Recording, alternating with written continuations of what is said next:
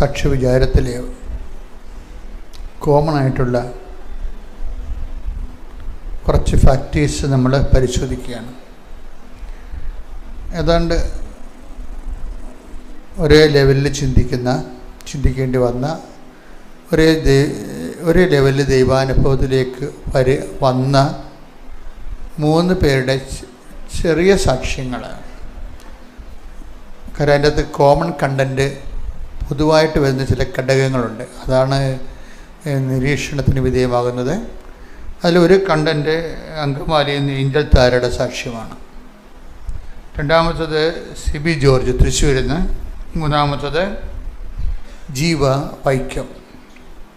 ഇവിടെ 3 പേരുടെ സാക്ഷ്യങ്ങളിലെ കോമണായിട്ട് വരുന്ന ഫാക്ടേഴ്സാണ് നമ്മൾ നോക്കുന്നത്. അത് നമുക്ക് ശരിക്കും ഈ ഉടമ്പടിയുടെ സിലബസ് ശരിക്കും അപ്ഡേറ്റ് ചെയ്യുന്നുണ്ട് കർത്താവ്. നമുക്കറിയാം, ഇത് നല്ല ഉടമ്പടിയുടെ കൂടെ സഞ്ചരിക്കുന്നതും നിങ്ങൾ ഉടമ്പടി കൂടെ സഞ്ചരിക്കുന്നതും നമ്മൾ ഒരുമിച്ച് കർത്താവിൻ്റെ കൂടെ ഉടമ്പടി പ്രകാരം ജീവിക്കുന്നതും വലിയ സുവിശേഷ ഒരു പുതിയ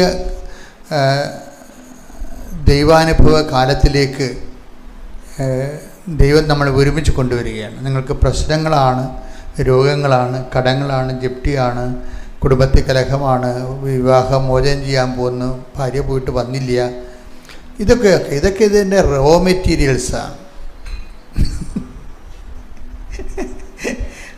ഒരു കൃപയുടെ പ്രൊഡക്ഷൻ്റെ റോ മെറ്റീരിയൽസ് എന്ന് പറയും. റോ മെറ്റീരിയൽസ് എന്ന് പറഞ്ഞാൽ എന്താണ്? അസംസ്കൃത പദാർത്ഥങ്ങൾ, ആത്മാഭിഷേകത്തിൻ്റെ അസംസ്കൃത പദാർത്ഥങ്ങൾ. ഒരു അഭിഷേകത്തിന് മുമ്പ് കുറേ അസംസ്കൃത പദാർത്ഥം വരും. അത് നമുക്ക് പലപ്പോഴും ടെൻഷനായിട്ടൊക്കെ വരത്തുള്ളൂ. പക്ഷെ ഇത് നമ്മൾ ഉടമ്പടിയുടെ ഒരു സംവിധാനത്തിലേക്ക് ഈ അസംസ്കൃത പദാർത്ഥം ഇട്ടിട്ട് നമ്മൾ ക്രിസ്തുവിൻ്റെ കൂടെ കർത്താവിൻ്റെ വാക്കുകളനുസരിച്ച് നല്ല ലൈഫ്. ഇതിൻ്റെ അത് വരണത് ഏഞ്ചൽ താര പറയണത്, ഞാനൊരു നോർമൽ ക്രിസ്ത്യനായിരുന്നു. അത് ശരി, അവർ ക്രിസ്ത്യനാണ്, നോർമൽ ക്രിസ്ത്യനാണ്. അത്യാവശ്യം കൗദാസ്യ ജീവിതവും ചട്ടപ്പടിയുള്ള ആചാരവട്ടങ്ങളൊക്കെ ജീവിച്ചു പോകുന്ന ഒരാളാണ്. അതുതന്നെയാണ് ഈ സിബി ജോർജും പറയണത്. ഞാനൊരു ആവറേജ് ക്രിസ്ത്യാനിയായിരുന്നു. രണ്ടുപേരും ഉപയോഗിക്കുന്ന വാക്ക് സെയിമാണ്. ഞാനൊരു ആവറേജ് ക്രിസ്ത്യാനിയാണ്. ഇതിൻ്റെ വരുന്ന വിഷയം നമ്മൾ ആവറേജ് ക്രിസ്ത്യാനിയായിട്ട് ജീവിക്കുമ്പോഴും ഇപ്പം നോൺ ക്രിസ്ത്യൻസായിട്ട് ആൾക്കാർ ഇവിടെ ഉണ്ട്. നിങ്ങൾക്ക് അച്ഛൻ പറയുന്നത് നിങ്ങൾ കൂടുതൽ സഹായമാകുകയുള്ളൂ, അല്ലാതെ ഇതൊരു വിശ്വാസ മത സമുദായ ബേസിൽ പറയുന്ന കാര്യങ്ങളല്ല.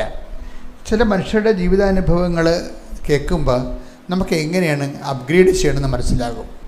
ഇപ്പോൾ ഈ സിബി ജോർജിൻ്റെ പ്രോബ്ലം എന്ന് പറയുന്നത്, അദ്ദേഹം ഒരു കുഴപ്പക്കാരനായ മനുഷ്യനല്ല. അതായത് സാധാരണ താൻ ചെയ്യുന്നതെല്ലാം കറക്റ്റാണ്, ദൈവതിരുസന്നിധിയിൽ ദൈവഭയമുള്ള മനുഷ്യനാണ്, ഒരു കുഴപ്പമില്ല, അങ്ങനെ സാധാരണ നിലയിൽ ജീവിച്ചു പോവുകയാണ്.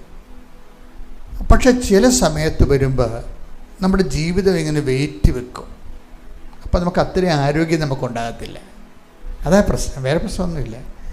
ജീവിതം നമ്മളുടെ ഒരു സങ്കല്പത്തിനപ്പുറത്തേക്ക് വെയിറ്റ് ഭാരപ്പെടും. അങ്ങനെ ഭാരമൊന്നുമല്ല, ജീവിത ഭാരമൊന്നുമല്ല ഞാൻ വിളിക്കുന്നത്, ഭാരപ്പെടും. മനുഷ്യൻ അനുഭവിക്കുന്ന സംഘർഷങ്ങളെയൊക്കെ പഴയ മലയാളം ഭാഷയിലെയും സുവിശേഷ ഭാഷയിലൊക്കെ ഭാരപ്പെടുക എന്നാണ് പറയണത്.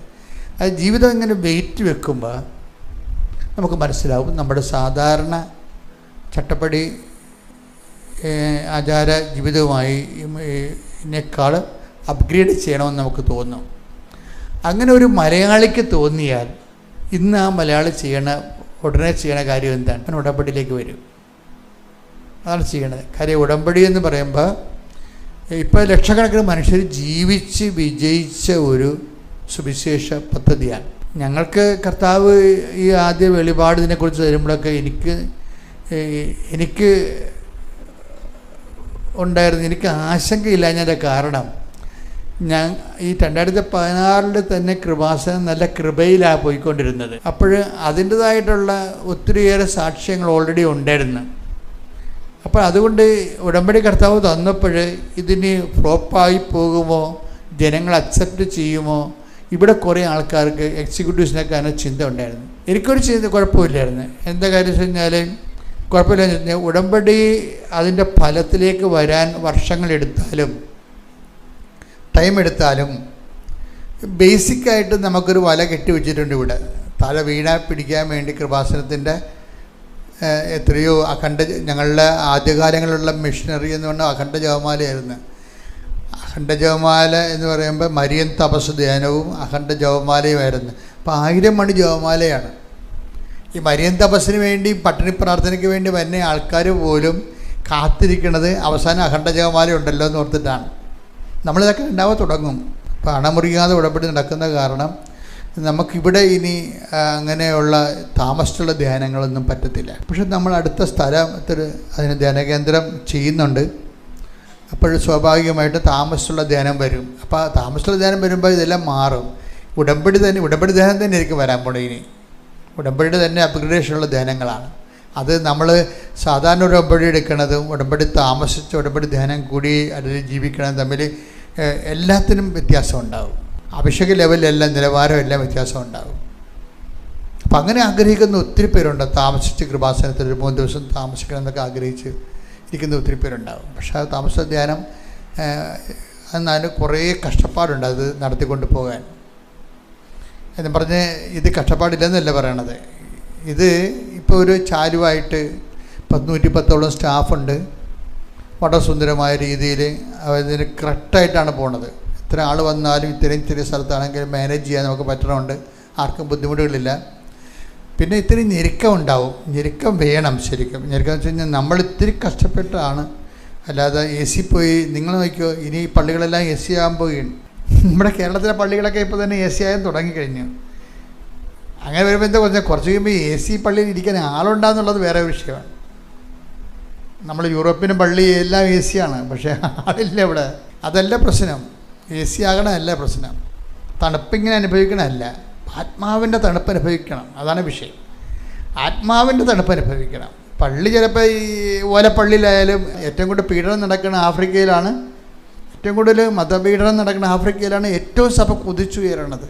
അവിടെ പള്ളി കണ്ടു കഴിഞ്ഞാൽ ഒരു തരം ഈ ഇതില്ലേ പനയോല കൊണ്ടുണ്ടാക്കിയിട്ട് അതിൻ്റെ അകത്ത് തട്ട് കെട്ടി, നമ്മളെ ഈ മീൻ തട്ടില്ലേ, നമ്മൾ കാണുന്ന മീൻ തട്ടില്ലേ, അത് നമുക്ക് സങ്കടം വരും, കരച്ചിൽ വരും നമുക്കത് കണ്ടു കഴിഞ്ഞാൽ. അതേ ഉള്ളവർക്ക്.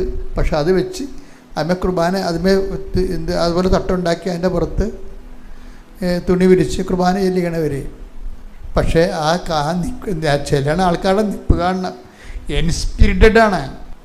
അപ്പോൾ ഇങ്ങനെ ഈ തണുത്ത ക്രിസ്ത്യാനികളുടെ എണ്ണം ഒരു കാലത്ത് കേരളത്തിൽ കൂടുതലായിരുന്നു. അതിനുശേഷമാണ് ദൈവം ഇതിനെ നവീകരിച്ച് ഇതിന് ആധ്യാത്മികതയുടെ പുതിയ തലങ്ങളിലേക്ക് വരുമ്പോഴാണ് കേരളം ഉടമ്പടിയിൽ എത്തിച്ചേരണത്. ഉടമ്പടിയിലേക്ക് എത്തിച്ചേരുകയാണ് ചെയ്യണത്. കാര്യം എന്താ വിഷയം എന്ന് വെച്ചാൽ, ദൈവത്തെ ആരന്വേഷിച്ചാലും ദൈവം സമീപസ്ഥനാണ്. Take the word of God. സ്തുതിക്കട്ടെ. ഹല്ലേലൂയ ഹല്ലേലൂയ ഹല്ലേലൂയ ഹല്ലേലൂയ ഹല്ലേലൂയ. യേശുവേ നന്ദി. ഹല്ലേലൂയ ഹല്ലേലൂയ. യേശുവേ സ്തുതി. ഹല്ലേലൂയ ഹല്ലേലൂയ ഹല്ലേലൂയ ഹല്ലേലൂയ. 145 സങ്കീർത്തനം 18 തിരുവചനം. സങ്കീർത്തനം 145:18. തന്നെ വിളിച്ചപേക്ഷിക്കുന്നവർക്ക് ഹൃദയ പരമാർത്ഥതയോടെ വിളിച്ചപേക്ഷിക്കുന്നവർക്ക് കർത്താവ് സമീപസ്ഥനാണ്. മക്കളെ, ഇതിൻ്റെ ഒരു വിഷയം എന്ന് പറയുന്നത്, നമ്മൾ ഇപ്പം ഈ വായിച്ച വാക്കില്ലേ, തന്നെ വിളിച്ചപേക്ഷിക്കുന്നവർക്ക്, ഹൃദയ പരമാർത്ഥതയോട് തന്നെ വിളിച്ചപേക്ഷിക്കുന്നവർക്ക് കർത്താവ് സമീപസ്ഥനാണ്. ഇത് നമ്മൾ എങ്ങനെ വായിക്കുന്നു എന്നുള്ളതാണ് ഇതിൻ്റെ വ്യത്യാസം. ഇത് നമുക്ക് 10ാം ക്ലാസ്സിൽ വായിച്ച പോലെയിരിക്കും നമ്മൾ ചിലപ്പോഴും 40ാമത്തെ വയസ്സിലും വായിക്കണത്. പക്ഷേ കഴിഞ്ഞ ദിവസങ്ങളിലെ നമ്മുടെ ഏഞ്ചൽ താര ഒരു സാക്ഷ്യം പറഞ്ഞത്, ഏഞ്ചൽ താരയുടെ സാക്ഷ്യം പറയുമ്പോൾ ഏഞ്ചൽ താരയുടെ ഒരു വിഷയം എന്താണെന്ന് വെച്ച് കഴിഞ്ഞാൽ, അവരിങ്ങനെ MSc ഓർഗാനിക് കെമിസ്ട്രിയാണ് എടുത്തിരിക്കുന്നത്. MSc ഓർഗാനിക് കെമിസ്ട്രി എടുത്തിട്ട് അവരുദ്ദേശിക്കുന്ന US പോയി അവർക്ക് PhD ചെയ്യാം എന്നാണ്. പക്ഷേ അങ്ങനെ എടുത്തെങ്കിലും ഇതൊക്കെ ഒരു സങ്കല്പമാണ്. പക്ഷേ മുന്നോട്ട് പോകാൻ പറ്റണില്ല. പല കാര്യങ്ങൾക്കും പലയിടത്തും ഇങ്ങനെ ആപ്ലിക്കേഷൻ സെൻഡ് ചെയ്തെങ്കിൽ എല്ലാം റിജക്ഷൻ വരികയാണ്. ഇപ്പോൾ ഒരു ദിവസം എന്നാലും ഇവള് സാധാരണ ഒരു പ്രാർത്ഥനാ രൂപമായിട്ട് ഇങ്ങനെ പള്ളിയിലൊക്കെ പോകുന്നുണ്ട്, പ്രാർത്ഥിക്കുന്ന ആളാണ്. പക്ഷേ എങ്കിലും ലൈഫിൽ ഇപ്പോൾ വന്നിരിക്കുന്ന ഒരു ലൈഫ് വെയിറ്റ് വെച്ച് ജീവിതം ഭാരപ്പെട്ട്. എൻ്റെ മക്കളെ, ജീവിതം ഭാരപ്പെടുന്നത് ശരിക്കും പറഞ്ഞാൽ ഒരു ദൈവവിളിയായിട്ടാണ് നമ്മൾ വിവേചിക്കേണ്ടത്. അല്ലാതെ നമുക്കെന്തോ സംഭവിച്ചെന്നാണ് ആൾക്കാർ പറയണത്. അത് പറഞ്ഞോട്ടെ, ദൈവത്തെ അറിയാത്തവരങ്ങനെ പറയും. ജീവിതം ഭാരപ്പെടുമ്പോൾ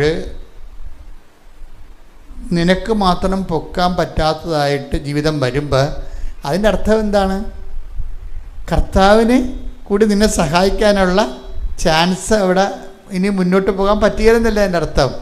അതുകൊണ്ട് തന്നെ ഈ ഭാരപ്പെടലൊരു ദൈവവിളിയാണ്. ദൈവവിളിയാകുമ്പോൾ അപ്പം ദൈവവിളിയുടെ അടുത്ത ഘട്ടത്തിലേക്ക് നമ്മളെ കൊണ്ടുപോവുകയാണ്. അതെന്ന് കൊണ്ടുപോകുന്നതിന് കുറച്ച് ഈ പ്രസവ വേദനയൊക്കെ ഉണ്ട്.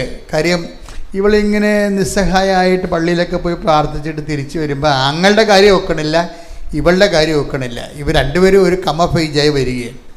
ഇനി ജീവിതം എങ്ങനെ ഇനി എന്താ ചെയ്യേണ്ടത് ഒരു ഐഡിയ ഇല്ല. അപ്പോൾ ആങ്ങളൊക്കെ ഐഡിയ ഇല്ലാതെ, കാരണം ആളങ്ങ ഇങ്ങനെ ഇവള് പള്ളിയിൽ പോയി പ്രാർത്ഥിച്ചിട്ട് വരുമ്പോൾ ആങ്ങളെ മുറ്റത്ത് നിൽക്കുന്നുണ്ട്.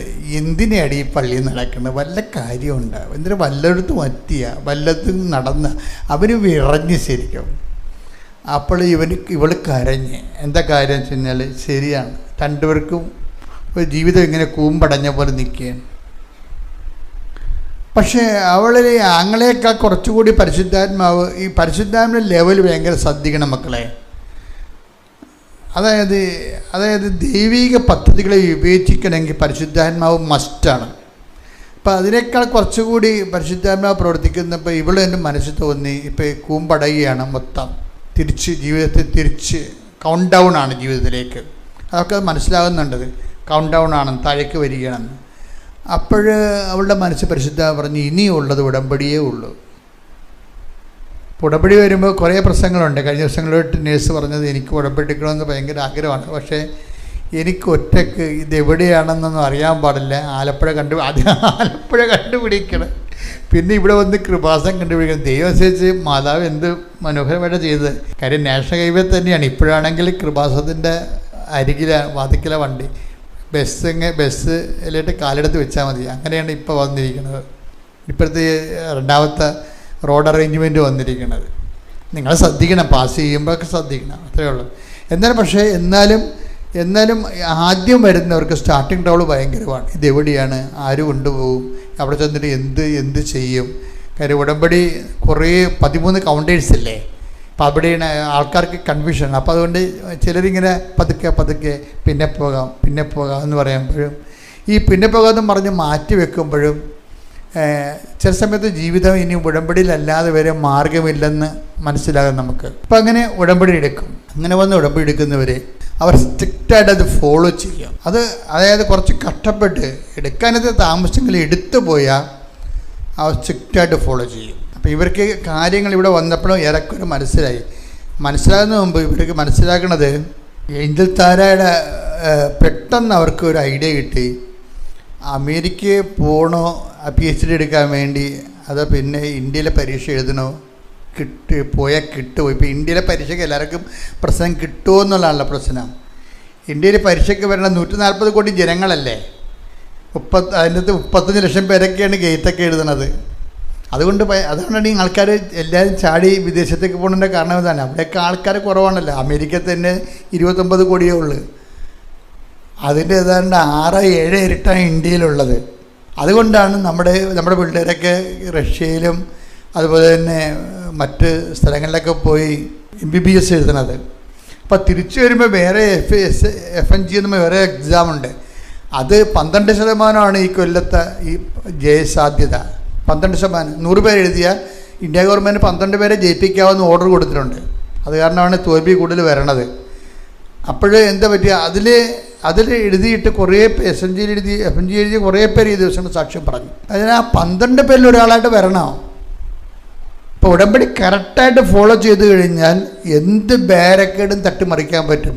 പക്ഷേ നമ്മളുടെ വിഷയം വെച്ചാൽ ഉടമ്പടി ഫോളോ ചെയ്യണം. ഇപ്പോൾ ഇവരുടെ ഏഞ്ചൽ താരയുടെ ഒരു വിഷയം എന്ന് പറയുന്നത് അവൾക്ക് പെട്ടെന്ന് കൺഫ്യൂഷൻ മാറി. ഉടമ്പടി വന്നു കഴിഞ്ഞാൽ ഉടനെ നമ്മുടെ കൺഫ്യൂഷൻ മാറും. കൺഫ്യൂഷൻ മാറിയതിന് ശേഷം എന്ത് ചെയ്ത് അവരൊന്ന് ഗേറ്റ് എക്സാം എഴുതാമെന്ന് പറയും. ഗേറ്റ് എക്സാം എന്ന് പറഞ്ഞാൽ ഇന്ത്യൻ IIT പോകണതിനാണ് ഗേറ്റ് എക്സാം എഴുതുന്നത്. ഗേറ്റ് എക്സാം എഴുതി കഴിഞ്ഞപ്പോൾ ഇന്ത്യയിൽ തന്നെ അവർക്ക് 252ാമത്തെ റാങ്ക് കിട്ടി. അപ്പോൾ ലൈഫ് കറക്റ്റായപ്പോൾ പെട്ടെന്ന് കറക്റ്റായത് ലക്ഷക്കണക്കിന് ആൾക്കാർ എഴുതുന്ന ഗേറ്റ് എക്സാം എഴുതുന്ന ഇന്ത്യയിൽ ഇവൾക്ക് 252ാം റാങ്ക് കിട്ടി. 252ാം റാങ്ക് കിട്ടി കഴിഞ്ഞപ്പോൾ അത് രസമുണ്ട്. ആ ഗേറ്റ് എക്സാം എഴുതാൻ പോകുമ്പോൾ നമ്മൾ ഇപ്പോൾ കഴിഞ്ഞ ദിവസങ്ങളിൽ ഒരു വീഡിയോ ഉണ്ടായിരുന്നു, കർത്താവ് പഠിക്കാതെ എങ്ങനെ ജയിക്കണത്, പഠിക്കാതെ ജയിക്കുന്ന ആൾക്കാർ പഠിക്കാതെ എങ്ങനെ ജയിക്കണത്, പഠിക്കാത്തവന്മാർ കർത്താവ് സഹായിച്ചെന്നും പറഞ്ഞുകൊണ്ട് ഒരു അത് കള്ളത്തരമാണ്, ഉടായിപ്പാടെന്ന് പറഞ്ഞുകൊണ്ട് ഒരു വീഡിയോ, കള്ള വീഡിയോ ഉണ്ടായിരുന്നു. പക്ഷേ എന്താ വിഷയം എന്ന് പറഞ്ഞാൽ അത് വിദ്യാർത്ഥികളുടെ അനുഭവങ്ങൾ നോക്കണം. ഇപ്പോൾ ഈ MSc organic science organic chemistry എടുത്തിരിക്കുന്ന ഈ ഏഞ്ചൽ തര പറയണമെന്ന് വെച്ചാൽ ഇവരവിടെ ചെല്ലുമ്പോൾ ഇവർക്ക് 2 സിലബസാണ്, 2 ചാപ്റ്ററാണ് പഠിച്ചിരുന്നത്. അത് വെച്ച് ആ എക്സാം എഴുതാൻ പറ്റത്തില്ല. എപ്പോഴും ഞാൻ നിങ്ങളോട് പറയും, നോട്ട് ബൈ മെറിറ്റിലാണ് ഇത് വർക്ക് ചെയ്യണമെന്ന്. നോട്ട് ബൈ മെറിറ്റിലാണ് വർക്ക് ചെയ്യണത്. പക്ഷേ നമ്മൾ ബൈബിളിൻ്റെ മൊത്തം ഘടന അറിയാൻ പാലാത്ത ആൾക്കാരാണ് ഇങ്ങനെ ബോധമില്ലാതെ വല്ലതൊക്കെ വിളിച്ചു പറയണത്. പക്ഷേ ബൈബിളിൻ്റെ ഘടന എന്താണ്? ബൈബിള് മനുഷ്യനെ സൃഷ്ടിച്ചപ്പോൾ തന്നെ കർത്താവ് മനുഷ്യൻ്റെ ജീവിതത്തെ വിലയിരുത്തിയിട്ട് എടുത്ത ഒരു ഫോർമുലയാണ്. എന്താണ്? ജീവിതത്തിൽ പല കാര്യങ്ങളും മെറിറ്റിൽ നടക്കത്തില്ല. ഇനി മെറിറ്റിൽ നടന്നാൽ പോലും എന്താ പ്രശ്നം? ആ മെറിറ്റ് പല ആൾക്കാർക്കുള്ള കാരണം ഡെഫിഷ്യൻസി ഓഫ് സീറ്റ് വരുമ്പോൾ മെറിറ്റുകാരൻ പുറത്താകും. അപ്പം മെറിറ്റ് എന്ന് പറയുന്നത് നിങ്ങളെല്ലാവരും ശ്രദ്ധിക്കണത് എന്താണ്? മെറിറ്റിൽ കയറി ഇപ്പം കുഞ്ഞുങ്ങളെയൊക്കെ പണ്ട് വേദപാഠത്തിന് പോലും വിടാതെ വെളുപ്പിന് എഴുതി വെച്ച് ട്യൂഷന് വിടത്തില്ല ഞാൻ ഇല്ലേ? അതിൻ്റെ അർത്ഥത്തിൽ മെറിറ്റ് അത് ദൈവഭയമില്ലാത്ത കൊണ്ടും ദൈവബോധമില്ലാത്ത കൊണ്ടും സംഭവിക്കുന്നതാണ്. എന്നുവെച്ചാൽ വേദപാഠത്തിന് പോലും വിടാതെ 8ാം ക്ലാസ്സുകാരെയും 9ാം ക്ലാസ്സുകാരെയും പണ്ട് വെളുപ്പിന് എഴുന്നേൽപ്പിച്ച് അപ്പനും ആങ്ങളമാരും കൊണ്ടുപോയി ട്യൂഷനാക്കി കൊടുക്കുമായിരുന്നു. എന്താ ഉദ്ദേശിക്കുന്നത്? മെറിറ്റാണ് ഉദ്ദേശിക്കുന്നത്. മെറിറ്റ് കൂട്ടിയെടുക്കാൻ വേണ്ടിയാണ്. പക്ഷേ മെറിറ്റിൽ നിങ്ങൾ വന്നാലും സീറ്റ് കുറവാണെങ്കിൽ എന്തു ചെയ്യും? ഇപ്പം മെറിറ്റിൽ 1000 പേര് വന്നു, സീറ്റ് 500 ഉള്ളു. അപ്പം 500 മെറിറ്റുള്ളവർ പുറത്താകത്തില്ലേ? അപ്പം പിന്നെ എന്താണ്? ഇങ്ങനെ വരുന്നൊരു വിഷയത്തിന് ഇതിനെ കൺഫ്രണ്ട് ചെയ്യാൻ വേണ്ടി ദൈവത്തിൽ ആശ്രയിച്ച് ദൈവബലം പ്രാപിക്കുന്നവർക്ക് സ്വാഭാവികമായിട്ടും അവരുടെ ജീവിത ഉപായത്തിന് ദൈവം വെച്ചിരിക്കുന്ന പദ്ധതിയാണ് not by merit but by grace. അത് ദൈവം വെച്ചിരിക്കുന്നത് ഭൗതിക കാര്യങ്ങൾക്കല്ല. നിത്യരക്ഷ എന്ന് പറയുന്ന ഹെവി വെയിറ്റുള്ള വിഷയങ്ങൾ മനുഷ്യൻ്റെ കൈപ്പിടി ഒതുങ്ങാത്തത് കാരണം അത് സൈന്യത്താലേ അല്ല, ശക്തിയാലേ അല്ല, കർത്താവിൻ്റെ കൃപയാലേ. അപ്പം കൃപയാലേ ആയതുകൊണ്ടാണ് നമ്മളീ ഉടമ്പടിയിൽ അന്വേഷിക്കുന്നത് എന്താണ്? ഈ കൃപ ബ്ലെസ്സിങ്സിനേക്കാൾ ഉപരി ഞാൻ നിങ്ങളെ കൊണ്ട് കുറേ വർക്ക് ചെയ്യിക്കുന്നുണ്ട്, ഹോംവർക്കുകൾ ചെയ്യിക്കുന്നുണ്ട്. ആ ഹോംവർക്കുകളുടെ എല്ലാം ലക്ഷ്യം എന്താണ്? ബ്ലെസ്സിങ് അല്ല. നിങ്ങൾ ഓർക്കണത് അച്ഛനിങ്ങനെ പത്രം കൊടുപ്പിക്കണതും പ്രേക്ഷപ്രവർത്തകർക്ക് നിങ്ങൾക്ക് ജോലി കിട്ടാൻ വേണ്ടിയാണെന്ന്. നിങ്ങൾ കൊടുക്കണതും അങ്ങനെയാണ്. ജോലി കിട്ടാനും ജപ്തി മാറാനും അതുപോലെ വീട് വെക്കാനൊക്കെയാണ് ആൾക്കാരിങ്ങനെ വെയിലും കൊണ്ട് നടന്ന് ചിലരെങ്കിലും പത്രം കൊടുക്കണത്. പക്ഷേ അതിൻ്റെ യഥാർത്ഥ ഉദ്ദേശം യഥാർത്ഥ ഉടമ്പടിക്കാർക്കറിയാം. എന്താ പറഞ്ഞ വഴിപാട് ഉടമ്പടിക്കാരെ കുറിച്ച് എനിക്കൊന്നും പറയാനില്ല. അവരവിടെ പോയിരുന്ന് ഉറങ്ങുകയും ചെയ്യും, 10 പുതുക്കിയാലും ചുമ്മാ ഇളിച്ചോണ്ട് നടക്കണ കാണാം. എന്താണെന്ന് പോലും അറിയാം. ഏതപ്പ കോതമംഗലം എന്നൊക്കെ പറയത്തില്ല പണ്ട് എന്ന് പറഞ്ഞവരിയ്ക്കും.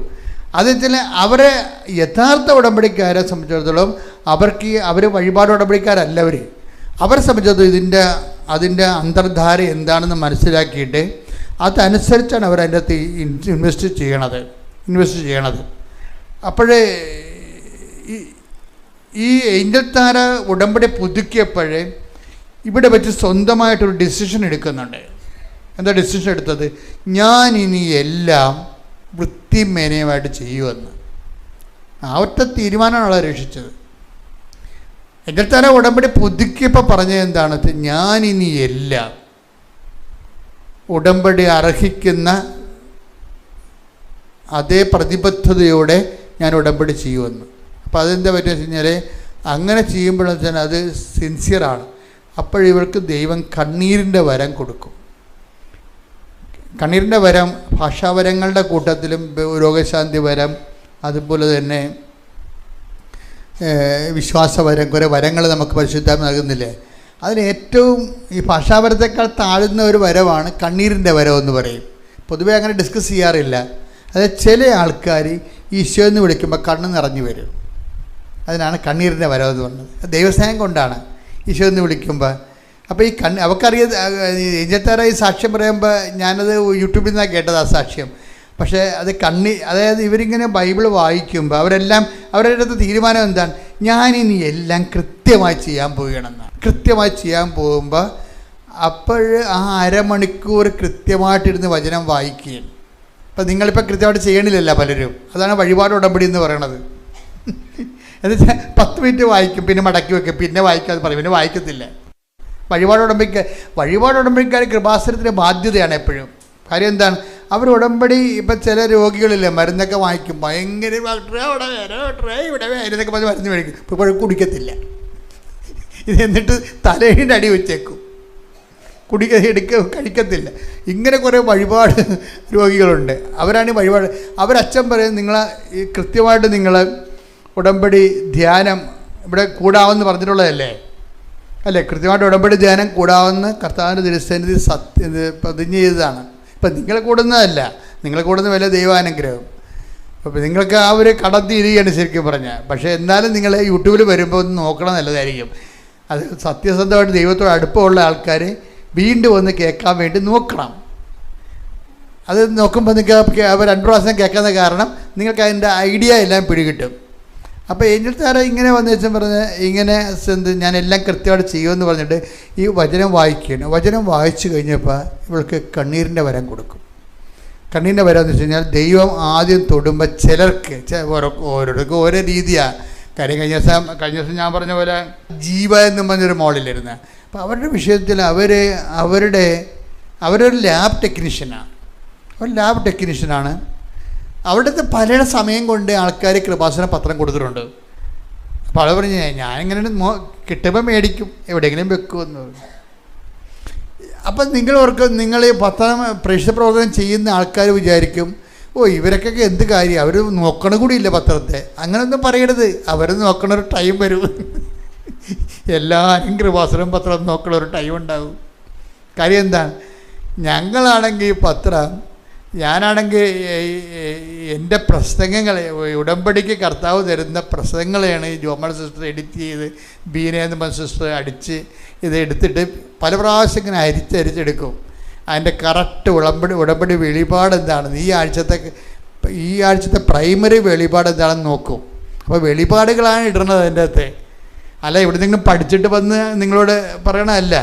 ഉടമ്പടിയിൽ ഈ അമ്മയുടെയും ഈശോയുടെയും നടുക്ക് ഞാൻ നിൽക്കുമ്പോൾ കർത്താവ് എനിക്ക് തരുന്ന നിങ്ങളോട് പറയുന്ന പ്രബോധനങ്ങളുടെ രത്നച്ചുരുക്കമാണ് അഭിഷേകമായിട്ട് പത്രത്തിൽ വരണത്. അത് നിങ്ങൾ വായിക്കണം. അത് കുറച്ച് പേർ അത് വായിക്കണം, കൊടുക്കും, മഴയും കൊണ്ട് നടന്ന് കൊടുക്കും. പക്ഷേ ഒരിക്കലും പത്രം വായിക്കത്തില്ല. പത്രം വായിക്കുന്നതിനല്ല, അതിൻ്റെ സാക്ഷ്യങ്ങൾ കേൾക്കണം.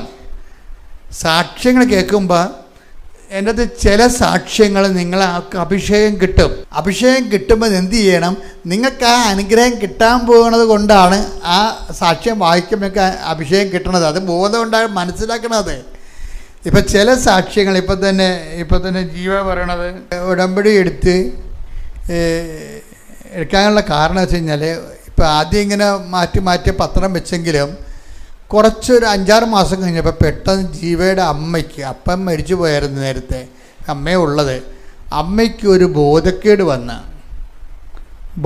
വന്ന് അത് ടെസ്റ്റൊക്കെ ചെയ്ത് നോക്കിയപ്പോൾ പാങ്ക്രിയാസിന് വീക്കം വരികയും, പാങ്ക്രിയാസ് വീക്കം, അത് പിന്നെ MRI സ്കാൻ എടുത്തപ്പോൾ സിസ്റ്റുണ്ട്, വയറ്റിൽ വെള്ളമുണ്ട്. അപ്പോൾ പിന്നെ മെഡിക്കൽ കോളേജിലേക്ക് മാറ്റി. അവിടെയാണ് ഇതൊക്കെ ചെയ്യണത്. ഇപ്പം അമ്മ കൈവിട്ട് പോണ പോലെ, കാര്യം അമ്മ നോക്കണില്ല, ഇങ്ങനെ അമന്ന് കിടക്കണം മാത്രമേ ഉള്ളൂ, ബോധമില്ല, തിരിച്ചറിയണില്ല. അപ്പം അപ്പനാ കൈവിട്ട് പോയി, ഇനി അമ്മയും കൈവിട്ട് പോയി എങ്ങനെ ജീവിക്കുമെന്ന് പറഞ്ഞിട്ട് അവർക്കെല്ലാം കഴിഞ്ഞിട്ട് കുഞ്ഞുണ്ടെങ്കിൽ അമ്മയാണ് ആശ്രയം. അപ്പോൾ അങ്ങനെയാണ് അവൾക്ക് തോന്നിയത്, എന്നാൽ പോയി ഉടമ്പടി എടുക്കാമെന്ന്. കണ്ട, അപ്പം പത്രം മാറ്റി വെച്ച ആളാണ് പണ്ട്. എന്തെങ്കിലും അങ്ങനെ നിങ്ങളുടെയൊക്കെ ഒരു മടുപ്പ് കാണിച്ച് പത്രം മാറ്റി വെച്ചാൽ നിങ്ങൾ ഓർക്കുക, നിങ്ങൾ അവർക്ക് കൊടുക്കണ ഇപ്പോഴത്തെ ഒരു ആഹാരമല്ല, അതൊരു പൊതിച്ചോറ് പോലെയാണ്. അത് അവർക്ക് വിശക്കുമ്പോൾ അവരെടുത്ത് കഴിച്ചോളൂ. അത് നിങ്ങൾ കൊടുക്കുമ്പോൾ ഓർത്തിട്ട് നിങ്ങൾ അയ്യോ വാങ്ങിച്ചില്ലല്ലോ, എന്തോ റിജക്ഷനാണ് വരുന്നതെന്ന് അങ്ങനെ പറയരുത്. അവർ വാങ്ങിക്കണ ഒരു സമയം, അവർക്ക് വിശക്കണ ഒരു ടൈമുണ്ട്, അപ്പോൾ ആ സമയം എടുത്ത്. പക്ഷേ മക്കളെ കൊടുക്കുന്നതിലൊരിക്കലും നിങ്ങളൊരിക്കലും മടുപ്പ് തോന്നരുത് നിങ്ങൾക്ക്. കാര്യം ഇത് മടുക്കാൻ പ്രാർത്ഥന പോലും നമ്മൾ സൂക്ഷിച്ചില്ലേ മടുത്തു പോകുന്ന ഈ മനസ്സിലാക്കിയിട്ടാണ് ഈശോ പറഞ്ഞത് മടുപ്പ് തോന്നാതെ പ്രാർത്ഥിക്കണം. മടുപ്പ് തോന്നിയാലും പ്രാർത്ഥിക്കണം. കാര്യം ചിലപ്പോൾ നമ്മൾ വല്ല പനിയാവിലൊക്കെ പിടിച്ച് കിടക്കുമ്പോഴേ, ഇപ്പോൾ ഞാനൊക്കെ ആശുപത്രി കിടക്കും, എനിക്ക് ഈ ക്ലൈമറ്റ് ചേഞ്ച് ചെയ്ത് കഴിഞ്ഞാൽ അപ്പം തന്നെ ബ്ലോക്കായി പോയില്ല, കഫം കയറിയിട്ട് പുറത്ത് തണുത്താൽ മതി, അപ്പം തണുപ്പിനോട് അലർജിയാണ്. ഇപ്പോഴല്ല, ഒരു 2 വയസ്സ് മുതൽ ഞാൻ ഇതാണ് അവസ്ഥ. പക്ഷേ എന്നാലും അപ്പോഴങ്ങനെ വന്നുമ്പോൾ നമുക്ക് ഭക്ഷണം കഴിക്കാൻ തോന്നത്തില്ലല്ലോ. പനി കയറി കഴിഞ്ഞാൽ 300-302 വന്നാൽ കഴിക്കാൻ വരും. പക്ഷേ വേറെ മാർഗമൊന്നുമില്ല. അവർ കുറച്ച് നാളൊക്കെ ട്രിപ്പിട്ട് തരും, ഭക്ഷണം എന്തെങ്കിലുമൊക്കെ വെള്ളത്തിലൂടെ ട്രിപ്പിട്ട് തരും, എന്തെങ്കിലും ഒരു മിനറൽസ് തരും. പക്ഷേ അതുകൊണ്ടൊന്നും പിടിച്ചിരിക്കാൻ പറ്റത്തില്ല. കഴിച്ചേ മതിയാകത്തുള്ളൂ. മടുപ്പാണെങ്കിലും കഴിച്ചേ മതിയാകത്തുള്ളൂ. അതാണ് വിഷയം. ഇതുപോലെ പ്രാർത്ഥനയ്ക്ക് വന്നിരിക്കുന്ന അവസ്ഥ. കർത്താവ് പറഞ്ഞത് എന്താണ്? മടുപ്പാണെങ്കിലും പ്രാർത്ഥിച്ചേ. അതാണ് മടുപ്പ് കൂടാതെ പ്രാർത്ഥിക്കാൻ അവൻ അവരോട് ഉപമ പറഞ്ഞു. Take the bed of God. ശ്രദ്ധിക്കട്ടെ. ഹല്ലേലൂയ, ഹല്ലേലൂയ. വായിച്ചോളൂ സുവിശേഷം. ലൂക്കാ 18:1. ഭഗ്നാശരാകാതെ എപ്പോഴും പ്രാർത്ഥിക്കണമെന്ന് കാണിക്കാൻ യേശു അവരോട് ഒരു ഉപമ പറഞ്ഞു. അപ്പോൾ ഉപമ നമുക്കറിയാം. അത് ഞാനിപ്പോൾ അത് നമ്മുടെ വിഷയം, ഇപ്പം നമ്മുടെ ധ്യാന വിഷയമല്ല. പക്ഷേ അതിൻ്റെ കണ്ടന്റ് എന്ന് പറയുന്നത് ഭഗ്നാശരാകാതെ, പുതിയ PSC ബൈബിളിൻ്റെ തർജ്ജിമയാണ്. മുത്തയുടെ ബൈബിളിലുള്ളത് മടുപ്പ് കൂടാതെ എന്നാണ്. അപ്പം നമ്മൾ സ്വാഭാവികമായി ചില സമയത്ത് പ്രാർത്ഥനയ്ക്ക് ചിലപ്പോൾ പ്രാർത്ഥിക്കുന്ന ടെൻഷൻ കാരണം പ്രാർത്ഥിക്കാൻ പറ്റത്തില്ല. പക്ഷെ പ്രാർത്ഥിക്കാതെ പറ്റത്തുമില്ല. മനസ്സിലായില്ലേ? അതാണ് PSC ബൈബിൾ വളരെ കൃത്യമായിട്ട് ഗ്രീക്കിൽ നിന്നെടുത്താണ് PSC ബൈബിൾ ചെയ്തിരിക്കുന്നത്. ഗ്രീക്കിലാണ് എഴുതിയിരിക്കുന്ന ബൈബിള്. അത് കറക്റ്റ് ഗ്രീക്ക് പഠിച്ചിട്ടുള്ള പണ്ഡിതന്മാരെടുത്തിട്ടാണ് PSC ബൈബിൾ എടുത്തിരിക്കുന്നത്. കൊണ്ടാണ് ഭഗ്നാശരാകാതെ എന്നാണ്. കാര്യം ടെൻഷൻ വരുമ്പോൾ പ്രാർത്ഥിക്കാൻ പറ്റത്തില്ലല്ലോ. പക്ഷേ ടെൻഷൻ വരുമ്പോൾ പ്രാർത്ഥിക്കാൻ പറ്റത്തില്ലെങ്കിലും പ്രാർത്ഥിക്കാതെയും പറ്റത്തില്ല. അതാണ് വിഷയം. അപ്പോൾ നമ്മളെന്താ പ്രാർത്ഥിക്കേണ്ടത്? ടെൻഷൻ വരുമ്പോൾ പ്രാർത്ഥിക്കാൻ പ്രത്യേക കൃപയ്ക്ക് വേണ്ടി പ്രാർത്ഥിക്കുക. കർത്താവായ ദൈവമേ, ഏത് സംഘർഷ സമയങ്ങളിലും പ്രാർത്ഥിക്കാൻ പറ്റാത്ത ഇടങ്ങളിലും പ്രാർത്ഥിക്കാനായി എന്നെ പ്രാർത്ഥനാ വരത്താൽ അഭിഷേകം ചെയ്യണം. പരമദിവ്യകാരുണ്യത്തിന് അപ്പം ജീവവൈക്യം പറയണത് അവസാനം ഞാൻ ഉടമ്പടി എടുത്തു. കാര്യം ഉടമ്പടി അല്ലാതെ ഇനി എനിക്കെൻ്റെ ജീവിതത്തിൽ എനിക്ക് വേറെ ഒരു ഓപ്ഷൻ ഇല്ലാതെ വന്ന് എൻ്റെ അമ്മ പോവുകയാണ് കർത്താവിൻ്റെ ഇതിലേക്ക്. ഓർമ്മയുമില്ല, ഞങ്ങൾ നോക്കണം കൂടിയില്ല, സഹിക്കാൻ പാടില്ല. അപ്പോൾ ഈ സമയത്ത് പ്രാർത്ഥിക്കാൻ പറ്റത്തില്ല. അതാണ് സംഘർഷ സമയമാണ്. അപ്പോഴും ഉടമ്പടിയിൽ ഉള്ളൊരു പ്രശ്നം, നിങ്ങളുടെ പ്രാർത്ഥനകൾ വരുന്ന വിജൃംഭണങ്ങളെ, അതായത് അതിലംഘിച്ചുകൊണ്ട് ഇതിൻ്റെ അകത്ത് കാരുണ്യ പ്രവർത്തികളിലേക്ക് വരും. അതുകൊണ്ടാണ് ഇതിന് വരുന്നത്. ഉടമ്പടി ഒരു ഏറ്റവും ഭയങ്കര ഒരു എന്താണ്, ഏറ്റവും ഒരു ബെസ്റ്റ് ട്രീറ്റ്മെൻറ്റായിട്ട് വരണം. അങ്ങനെയും പിന്നെ എന്താണ്, പ്രേക്ഷിത പ്രവർത്തനങ്ങളുണ്ട്. ഇതെല്ലാം നമുക്ക് ഡ്രോ ചെയ്യുന്ന ബ്ലെസ്സിങ്സ് അല്ല. നിങ്ങൾ ഓർക്കേണ്ട 10 കൊടുക്കുമ്പോൾ നമുക്ക് ജോലി കിട്ടുമെന്നാണ്. അത് കർത്താവ് ഇതുമായിട്ട് നിങ്ങളങ്ങനെ കണക്ട് ചെയ്യേണ്ട കാര്യമില്ല. മറിച്ച് ഇതിലൂടെ ചെയ്യേണ്ട കാര്യം വെച്ച് കഴിഞ്ഞാൽ എന്താ പ്രശ്നം, പത്രം കൊടുക്കുന്നതിലൂടെ കിട്ടുന്നത് ഒരു 5 അല്ലെങ്കിൽ 50 ലക്ഷത്തിൻ്റെ ഒരു ഇതാണെങ്കിൽ, വരുമാനമാണെങ്കിൽ നമ്മൾ ജോലി കിട്ടുന്നത് അതൊരു 5,000-ൻ്റെ ഒരു വിഷയമേ ഉള്ളൂ. നമുക്ക് ജോലി ജീവിത വിഷയമായതുകൊണ്ട് നമ്മൾ ജോലിക്ക് ഓവർ പ്രാധാന്യം കൊടുക്കണം. പക്ഷേ നമുക്ക് പത്രത്തിൽ പ്രേക്ഷിതപ്രവർത്തനങ്ങൾ കിട്ടുന്നത് അതല്ല. 10,000 ജോലി കിട്ടിയാലും കിട്ടാത്ത ദൈവത്തിൻ്റെ കൃപയാണ് ഈ പ്രേക്ഷിത പ്രവർത്തനങ്ങളിലൂടെ കിട്ടുന്നത്. അപ്പം ഉടമ്പടി എപ്പോഴും ലക്ഷ്യം വെക്കുന്നത് നിങ്ങളുടെ കൃപാനിലവാരത്തെ വർദ്ധിപ്പിക്കുക എന്നുള്ളതാണ്.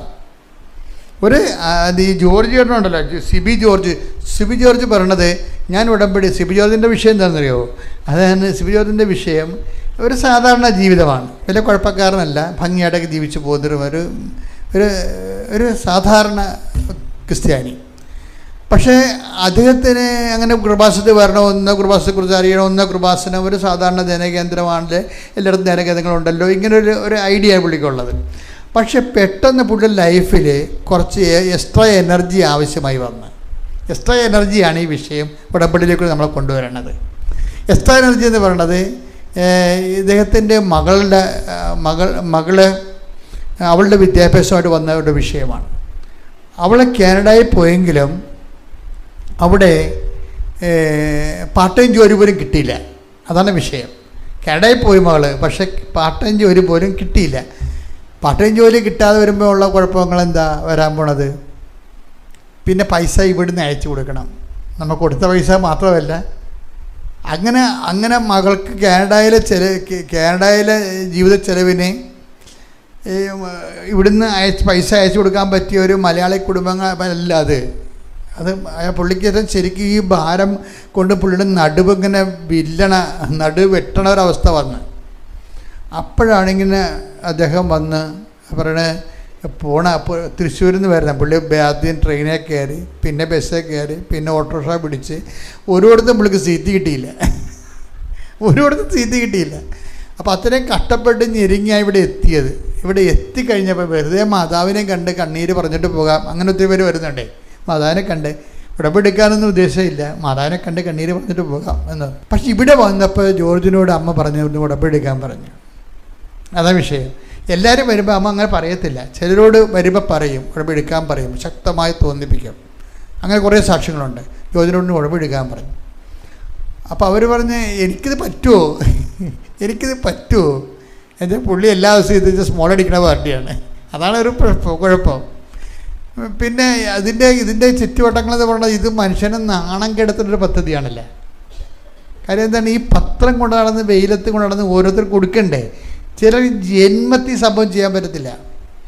കാര്യം വെച്ച് കഴിഞ്ഞാൽ എൻ്റെ വിഷയം വെച്ചാൽ ഈശോ നാണം കെട്ട് തുണിയില്ലാതെ അവർ ഉരിഞ്ഞെടുത്ത് പങ്കിട്ടെടുത്ത് ഇവന് വ്രണമാക്കി കുരിശെ കയറ്റിയിട്ട് 10 മനുഷ്യർ അതിൻ്റെ പുറകെ നടന്ന് അതിൻ്റെ മുമ്പിൽ കൂടെ നടന്ന് എനിക്ക് ആക്ഷേപിച്ചില്ലേ. ഈ ആക്ഷേപം നമ്മൾ ഏറ്റെടുക്കുകയാണ്. ഞാനങ്ങനെ കുറേ ആക്ഷേപം ഏറ്റെടുത്തിട്ടുള്ളതാണ് കർത്താവിന് മറിഞ്ഞുകൊണ്ട് തന്നെ. അതിന് ഐക്യദാർഢ്യം എന്ന് പറയും. കർത്താവ് അനുഭവിച്ച ആക്ഷേപങ്ങളോട് നമ്മൾ ഐക്യദാർഢ്യം പുലർത്തുക. എൻ്റെ മക്കളെ, ഈ ലിറ്റർജി, ആരാധനക്രമം എന്നൊക്കെ പറഞ്ഞാൽ ബേസിക്കായിട്ട് വാട്ട് ഇസ് ഇറ്റ്? അതൊരു ഐക്യദാർഢ്യമാണ്. ഐക്യദാർഢ്യം നമ്മൾ ചെയ്യുന്ന എല്ലാം ഒരു ഏറ്റെടുപ്പാണ്. കാര്യം എപ്പോഴും നമ്മൾ ഓർക്കണം, കർത്താവ് നമ്മളെ ഏറ്റെടുത്തവനാണ്.